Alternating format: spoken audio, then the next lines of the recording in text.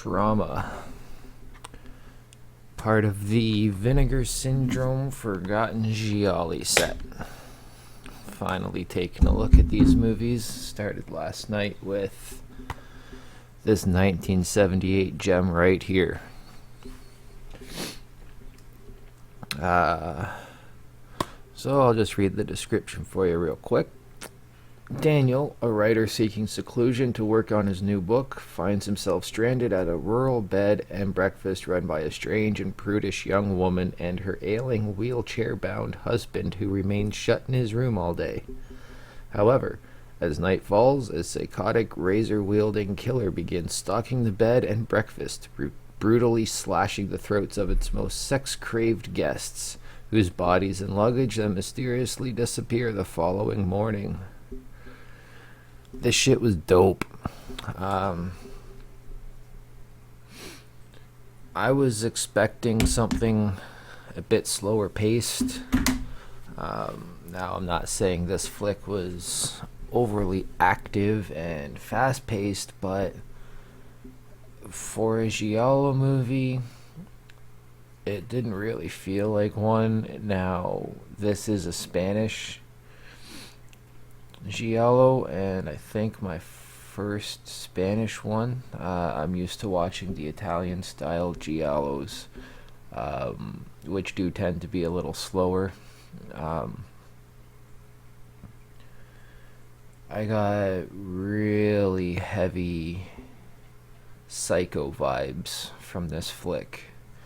More so at the beginning, like within the first like 30 or 40 minutes, it really feels like a psycho flick, but it's not, so that's cool. The writer, what was his name? Daniel.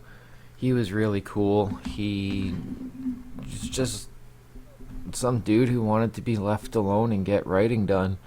And this lady Veronica is just like super obsessed with his writing and always putting herself down, saying she's too stupid to write and she doesn't really read. And she's like, you better not be thinking of writing about me, it would be awfully boring. She's just one of those types that really puts themselves down, and he keeps trying to convince her that she'd be pretty interesting. She's like, don't make fun of me type of shit. It was a pretty cool relationship between those two characters, and she seemed like she was getting jealous of anyone else that talked to this dude, so that was pretty funny. Even though he kept telling her, I'm married. Then the couples start coming in. The first couple is relatively young. They kind of seem like newlyweds. Just always naked until they're dead. The next couple, they're a little bit older, but still... more so the woman, she's just constantly horny, and the husband's like, what are you doing? Oh, you're so crazy, and they end up dead. And it's just, there's probably, I think, about 7 or 8 people that get killed in this flick, if I recall correctly. Could have used some more kills, but 7 or 8 isn't bad for a, what was it, 92 or 95 minute flick.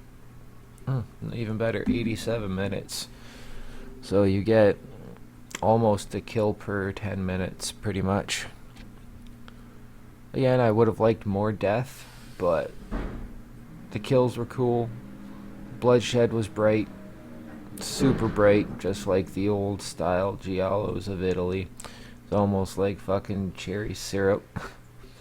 But definitely pick up, well, I can't say that yet because I still gotta watch the other two, but so far, Trauma almost makes this worth the price alone. So if you're on the Vinegar Syndrome site, on the 23rd for that halfway to Black Friday sale. Make sure you throw this in the set so far. I will be back later with reviews on the other two Giallos to confirm or deny the fact that this box set is worth the money. Fingers crossed the other two hold up. And with that, I think I have done this review. Trauma. Badass movie. Highly recommend it. If you're not interested in owning a full box set, look and see if someone else has released this flick, but I don't know if you're going to get one that looks as good as this, because Vinegar Syndrome's remasters are impeccable. Alrighty, folks, that's the review. Thanks for watching. Stay sleazy. Peace.